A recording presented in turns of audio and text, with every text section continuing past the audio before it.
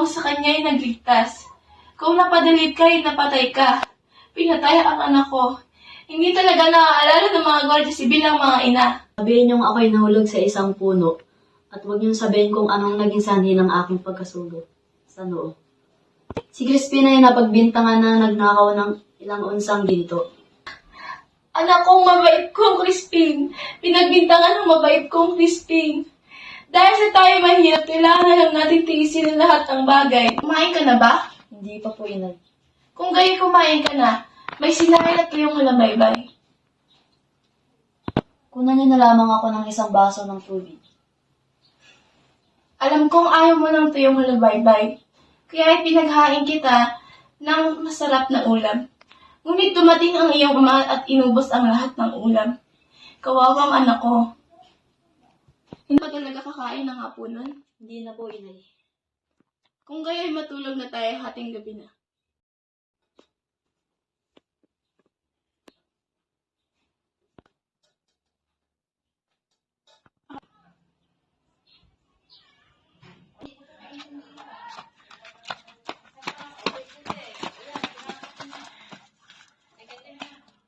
Go.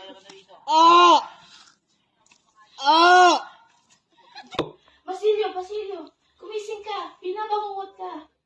Wala lamang yun, inay. Isa lamang yung panaginip. Sabihin mo ang iyong panaginip. Ako hindi makatulog. Huwag kayong magugulat sa aking sasabihin. Ayoko nang maging isang sakristan. Bakit? Nang makatapos magmisa si Padre Salvi, napansin ng lahat na matamlay siya at inakalang may sakit. Walang imik siyang umakyat sa kumbento. Nakaraan niya ang ilang manong at manang uunahan sa panghalik sa kanyang kamay. Ngunit hindi niya pinansin ang mga ito, pagkat ay pinagpakitaan niya ng pagkayamot.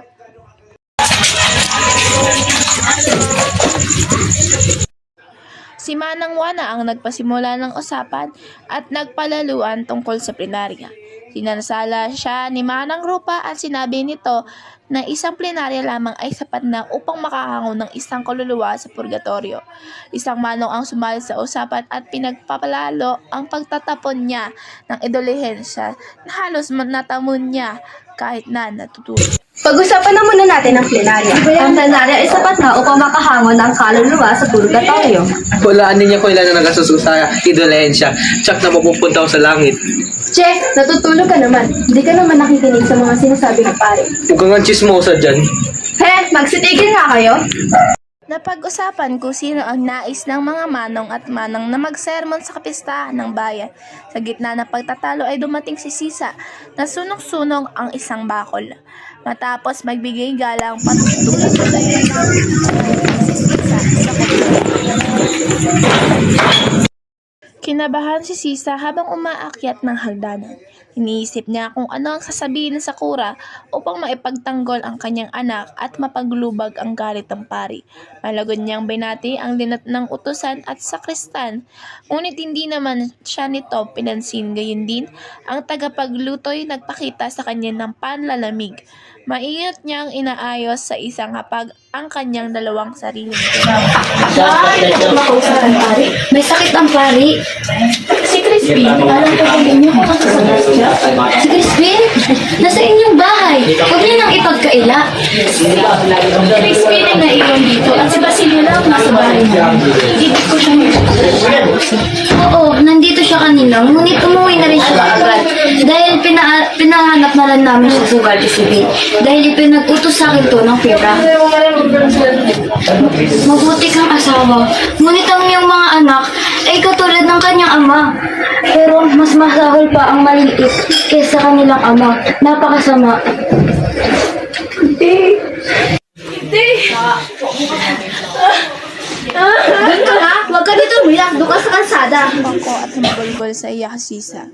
Sa paratang sa anak, kinailangang ipagtulakan pa si Sisa bago napababa sa hagdanan.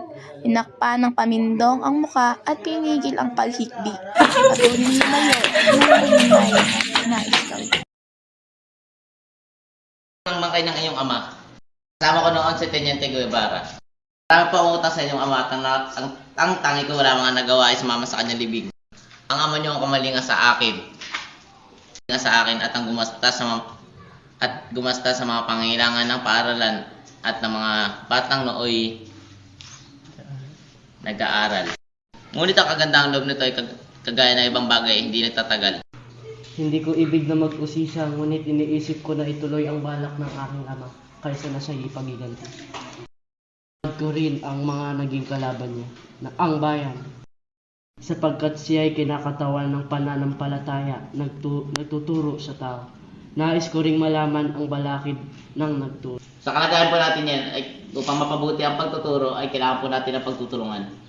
Una, kailangan mabigyan pagganyak ang mga kabata upang matuto. Pangalawa, kung ang pagganyak na iyay mabibigay, hindi rin magkakaroon ng halaga dahil sa kakulangan ng magugugol. Basa at nakakasulat ang ating mga bata, ngunit walang maintindihan sapagkat na may hasa sa pagsasaulo. Sa ngayon, walang mapala sa pag-aaral ang mga anak ng taga-bukid. Bakit hindi ninyo mabigyang lunas? Malunasan po. Ngunit ang unat kailangan ay isang gusaling pampaaralan upang huwag nang magakit ang mga silong ng kumbento. Karaniwan na ang pagbulyaw sa amin ng pare kapag siya'y nabubulaw sa kanyang pagtulog. Gumawa ko ng pagbabago sa pagtuturo sa Kastila. Hindi nagluwat at siya'y nakapagdugtong ng salita ay pinatawag na ni Padre Damaso sa kanyang sakristan mayor. Kinutya niya ako dahil sa paggamit ng wikang Kastila. Ako'y nalapusta ng pare ay naisip ko mag-aral ng mabuti. Nalaman ko ang pagtakot ay nakagulo sa isipan ng mga bata. Malo sa aking pagtuturo, ginawa kong aliwan ng pag-isipan ang paaralan at hindi isang puok na parusa. Ngunit hindi sa ngayon ng pare at pinatawag ako. Tinartangan niya akong hindi Tinartangan niya akong hindi tumutugon. Tinartangan niya akong hindi tumutupad sa tungkulin. At sasayang lamang ng panahon. Ilang tagal, sinumbatan man ako ng mga magulang ng bata. Binili ko ang dating pamamalo at pamamahiya kahit ito'y labag sa aking kalooban. Napuno ko ang mga bata ay nagdaramdam. Dahil sa sama ng aking loob, nagkasakit ako ng matagal at nang ako'y gumaling, napuna akong kaunti ang mga bata sa paaralan. Iba na ang pagkilala sa akin. Nakatagpo ba kayo tinuturuan? Opo, sapagkat ang nalipat po si Padre Damaso sa ibang bayan, gumawa po ako ng maraming pagbabago. Pawang nakasulat sa wikang Kastila ang mga aklat sa paaralan maliban sa katekismo at nobena ni Padre Damaso. Pawang nakasulat sa Kastila wika ang aklat ng paaralan maliban sa katekismo at nobena ni Padre Estete. Kaya pinabasa ko ang mga bata sa kathang Tagalog na aking sinipi. Kabaliwan daw ang ginagawa ko. Ako'y pinatawag ng kuro at pinaturo sa akin ang mga naukol sa pananampalataya tulad ng pagsasaulo ng misteryo, katekismo at doktrina Kristiyana. Hindi matutunan ng mga bata ang aking tinuturuan kung alin ang tanong at alin ang mga sagot. Kaya habang mabilis umuunlad ang mga taga-Europa, ako'y nangarito'y nabubulok na inaamag. Hindi matutunan ng mga bata aking tinuturuan kung alin ang tanong at alin naman ang sagot. Kaya habang mabilis na umuunlad ang mga taga-Europa, ako'y narito'y nabubulok na mangmang. Huwag tayong mawalan ng pag-asa. Inaanyayahan ako ng Teniente Mayor na dumalo sa tribunal. Hindi ko naiibigan ang inuugali ng kapitan.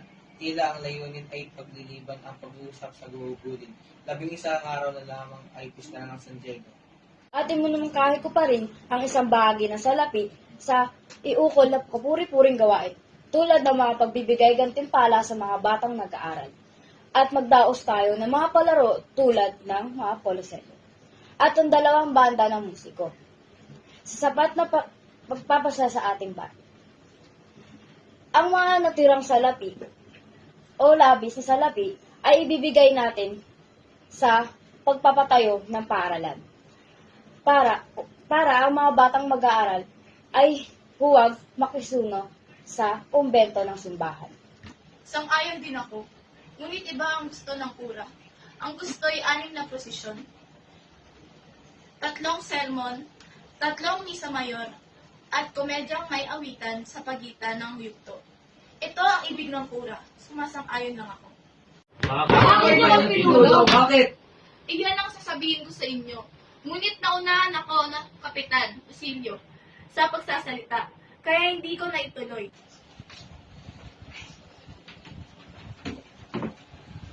Alang-alang sa mabuting nayon, lilimot ang sarili.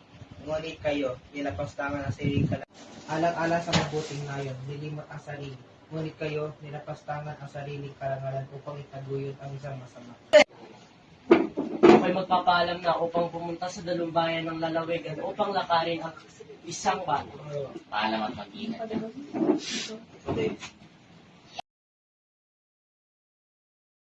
Si Sisay lakad takbong sumagsag na pauwi sa kanyang dampa. Gulong-gulo ang kanyang isipan at hindi mawari kung bakit sa kanya pa nangyari ang gayong kasawian.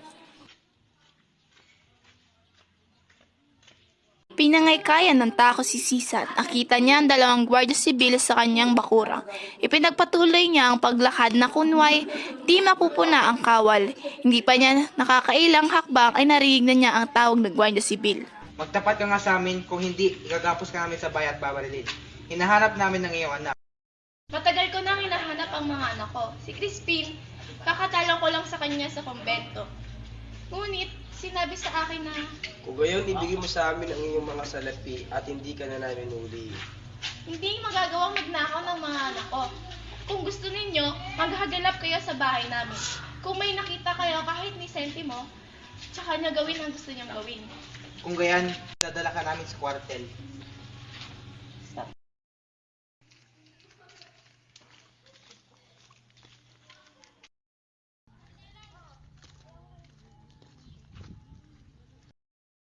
Yan ay kagagawa lamang ng kura. Kung ibig niya ibalik ang pera ay hingi niya kay San Antonio.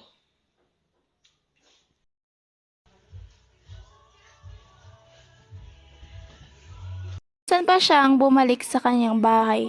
Nakita niya ang pilas ng baro ni Basilio na nakasabit sa dingding at kanyang kinuha. Minasdang mabuti. Ngunit parang hindi na puna ang bahid ng dugo. Kinabukasan, si Sisay nakikita ang pagala-gala, umaawit at nakikipag-uusap sa lahat ng nilikha.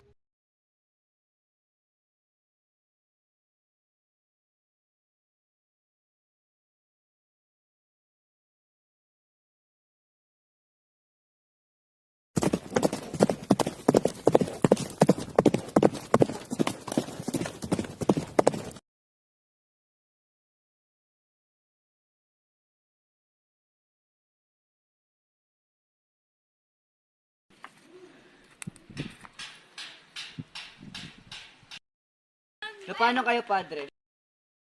Ako ay naligaw.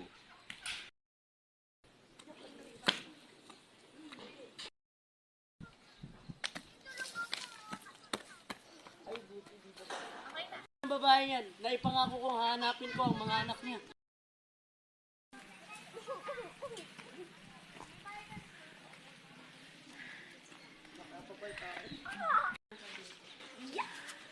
Ano ito? Padre, ito'y gulong ng kapalaran. Makasalanan ang mabusan ito! Ito ay isang pag-iimbot nalabag sa batas ng Diyos at ng tao.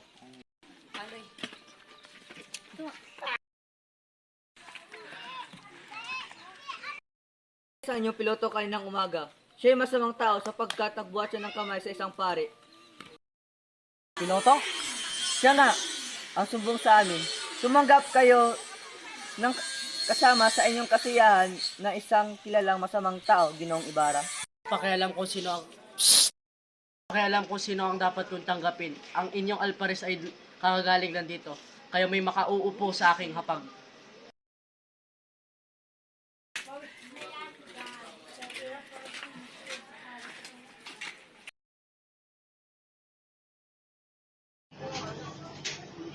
Sumusulat po yata kayo ng hieroglyph. Bakit po kayo sumusulat kung ayaw ninyong maunawaan? Dalaan ko sa susunod na henerasyon. Sunugin ko po ang lahat kong aklat kung ito'y mababasa. Ang mga masusunod sa ating pawang matatalino at mauunawaan nila. Ito kaya't maaari nilang sabihin may ilang hindi nahihimik sa panahon ng kanilang mga ninuno. Naging sanggunian kayo ng aking ama. Kaya't nais kong isangguni rin sa inyo ang dapat kong gawin sa binabalak kong pagtatayo ng paaralan. Sino po ang dapat kong lapitan? Ang inyong gagawin ay pangarap ko rin. Pangarap na isang kawawang baliw kaya't at ipapayo ko sa inyo, huwag ninyo akong tatanungin kailanman. Iaabot sa inyo ang kanilang mga kabal, at patitiyak ko sa inyo ang lahat ng inyong pangarap ay madudurog sa matitigas na pader ng simbahan. Kung totoo man ang kapangyarihan ng Kora ay Kung totoo man ang kapangyarihan ng Kora ay papanigan naman ako ng bayan at pamahalaan. Sapagkat kabutihan ng bayan ang layon ng pamahalaan. Ang pamahala ay kasangkapan lamang ng simbahan. Ang pamahala ay naniniwalang kaya lamang siya tatag ay sapagkat nakasandig siya sa... Ang pamahala ay kasangkapan lamang ng simbahan. Ang pamahala ay naniniwalang kaya lamang siya tatag ay sapagkat nakasandig siya sa pader ng kumbento at babagsak kapag siya ay iniwan. Ang bayan hindi dumaraing sapagkat pipi, natutulog kaya hindi kumikilos. Ang pagdurusa niya ay hindi ninyo nakikita. Darating ang araw na magliliwanag ang kadiliman. Ang lakas na tinitipon ng daan-daang taon ay sasambulat at ang mga buntong hiningang tinitimpi ay magsisiklab. Hindi nais ipahintulot ng Diyos ng pamahalaan at ng relihiyon ang sapitin. Nais ipahintulot ng Diyos ng pamahalaan at ng relihiyon ang sapitin ng araw na iyan. Ang Pilipinas ay umiibig sa Espanya at alam naman ng bayang siya'y tinatakili. Kung ang Espanya ay may kakulangan, siya naman ang nagbabalak ng mabuti para sa bayan. Sadya ko po ay ang inyong payo. Ang sinabi ninyo'y magyuko ako sa ulo ng mga hari-harian. Ngunit bakit? Hindi ko po ba maaaring mahalin ang sabay ang aking bayan at ang Espanya? Sapagkat ang lupain ito yung hawak ng inyong kaaway at kayo'y walang lakas na paglaban sa kanila.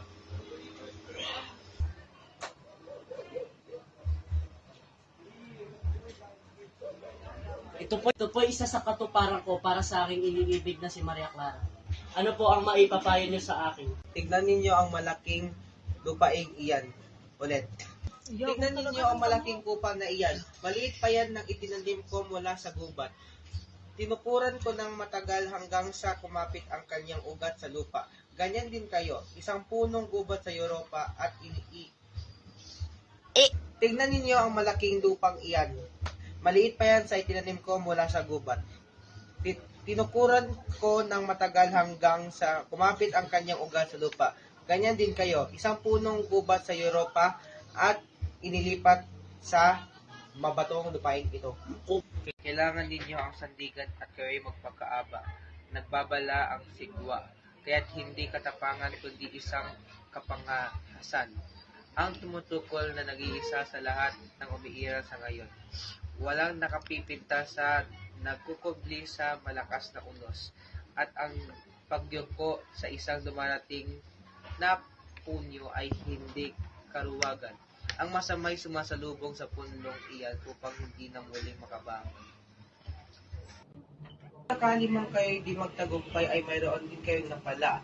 Sa mga binhing itinanim ninyo, mayroon ding tutubog pagmumulan ng bagong pananim. At kayo ang magsisilbing tanglaw sa iba na takot magsimula. Naniniwala po ako sa inyo. ko ngayon din ang kura at marahil ay hindi naman siya katulad ng umiisip sa aking ama. Ibig ko rin pong makausap siya tungkol sa babaeng nabaliw sa kanya at sa kanyang mga Ibig ko rin pong makausap siya tungkol sa babaeng nabaliw at sa mga anak nito. Ang mga kahon ng pagkain, alak at iba pang inumin mula sa Europa ay ilang araw nang dumating sa bahay ni Kapitan Tiago. Kasama nitong dumating ang mga malalaking salamin, mga kwadro at isang piano para kay Maria Clara. May pasalubong din siyang relikaryong ginto. May mga brilyante at esmeralda sa loob ng hiyas. Kalugod-lugod ka makita, Kapitan Tiago. Alugod-lugod ka rin makita, Ibarra. Kapitan Tiago, maaari po ba namin aniyahan si Maria Clara dahil kami po ay mamamasyal? O sige. O Ibarra, dito ka na magkapunan para magkaintindihan na rin kayo ni Padre Damaso. Paumanhin po, Kapitan Tiago. Ngunit may panauhin po akong darating. Naparaan sila sa panulukan na liwasang bayan at nakita nila ang isang bulag na lalaking umaawit sa saliw ng kanyang gitara. Pagkaawit ay nilalapag at nilalayuan nito ang kanyang bakol. Nagtanong si Maria Clara kung sino ang taong iyon. Sinabi ni Iday na ang taong iyon ay isang ketonging iniiwasan ng mga tao upang huwag mahawa. Naawa si Maria Clara.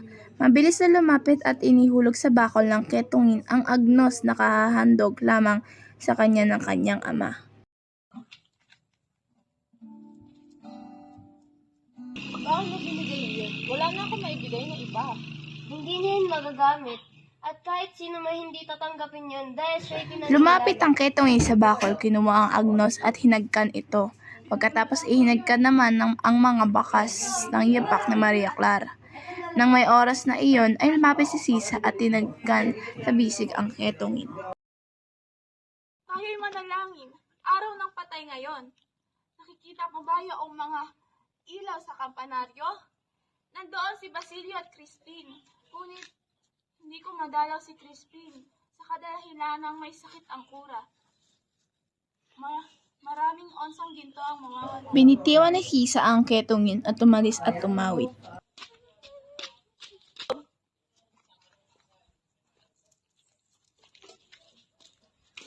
Bang nagawa mo ukol sa babae dito? Wala pa, ngunit nangako ang kurang ako'y tutulong. Ngunit pinag-iingat ako dahil sa tila may kinalaman ang Guardia Civil. Makaraan ang ilang sandali nakita nilang ang baliw ay kinakaladkad ng Guardia Civil. Mabilis na dinampot ng ketongin ang kanyang bakol at umalis. Nangyaya nang umuwi sa Maria Clara dahil nawala na ang kanyang kasayahan. Walang makatutulad sa karingalan ng pista ng San Diego na pinamamahalaan ng mga paring Fransiskano na karagdag ng mga pagdalo ni na Padre Hernando de la Sibila ng mga mayayamang Kastilang naninirahan sa lalawigan at ng mga kakilala at litaw ng mga kaginoohan sa Maynila. Itinayo sa liwasan ng bayan ng isang malaking entablado at nagpalabas ng dulang ginampanan ng mga Kastilang artista. Ang mga praile at mga Kastilang sa kumbento ay hinandugan ng Hermana Mayor ng isang masaganang hapunan. Nang matapos ito, sa Kapitan Tiago naman ang naghandog ng pagkain at pampalamig. Kabilang sa kanyang mga panauhin sina Padre Bernardo Salvi, Padre Damaso Verdolagas, Padre Sibila, ang banal na kura sa Tanawan at mga kakilalang Kastila. Napakaringal ng handa, sagana sa alak at kaugalian ng bantog ng masasalapi. Nagkapalad din kaming humanga sa mga napakaganda at mayayamang anak na may angking talino sa sining ng musika at mahusay sa pagtugtog ng piano. Tinugtog niya ang musikang Aleman at Italyano. Nakapanghihinayang ang dakilang binibini sapagkat hindi nalalaman ng lipunan ang angking talino niya sa pagtugtog. Nagsipagnood din ng mga Kastila at ilustrado ng dula at hinangaan nila ang mga bantog na artistang sina Ratilla, Carbajal at Fernandez. Ngunit ang mga marunong lamang na Kastila ang nakaunawa. Ang mga Indio lalo na ang kapitan na hindi nakauunawa ng Kastila ay nasiya na lang sa komedyang Tagalog. Kinabukasan ng ika-11 ng umaga ay sinimulan ang prosesyon ng Birhen de la Paz. Iniligid sa simbahan ang prosesyon. Kasama rito ang karong pilak sina Santo Domingo, San Diego at Birhen de la Paz. Sinimulan ang misa kantada nang matapos ang prosesyon sa saliw ng orkestra at awit ng mga artista. Ang nagsermon ay si Padre Manuel Martin, isang Agustinong mahusay manalita. Kapansin-pansin ang hindi padalo ng tanyag na binatang si Ginoong Ibarra na alam ng lahat na mangunguna bukas sa pagbasbas sa unang batong bahay paaralan na kanyang ipinatayo. Sa buong maghapon hindi namatahan si Ginoong Ibarra dahil daw may kaunting karamdaman.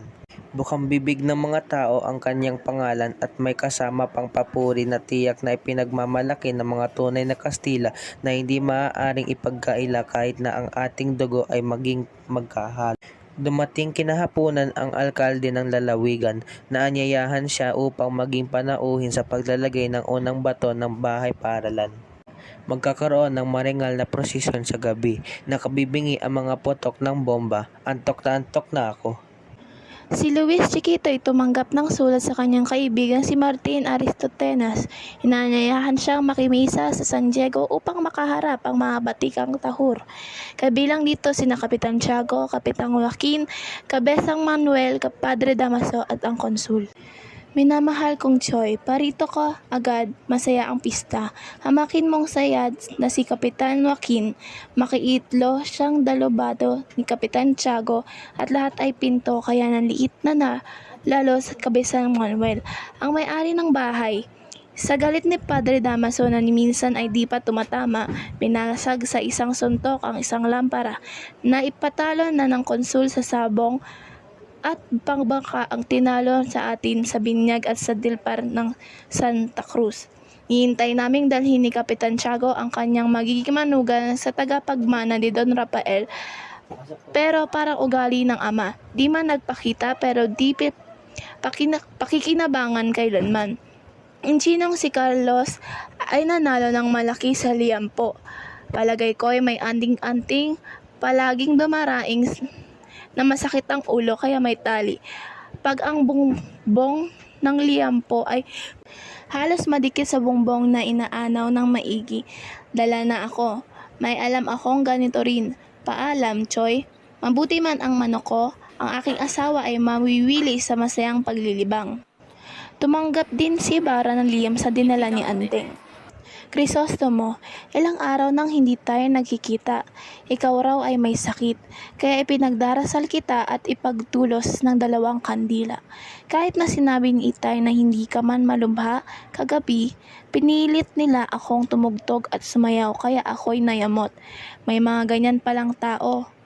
Kung hindi lang ako kwinentuhan ni Padre Damaso, ay talagang iiwan ko sila. Ipaabot mo sa akin ang iyong kalagayan at ipapadalaw kita kay Itay. Ipaubaya mo na kay Andeng ang paglalaga ng iyong tsaa. Mahusay siya kaya iyong mga katulong. Pag hindi ka pumarito bukas, hindi ako dadalo sa seremonya. Paalam.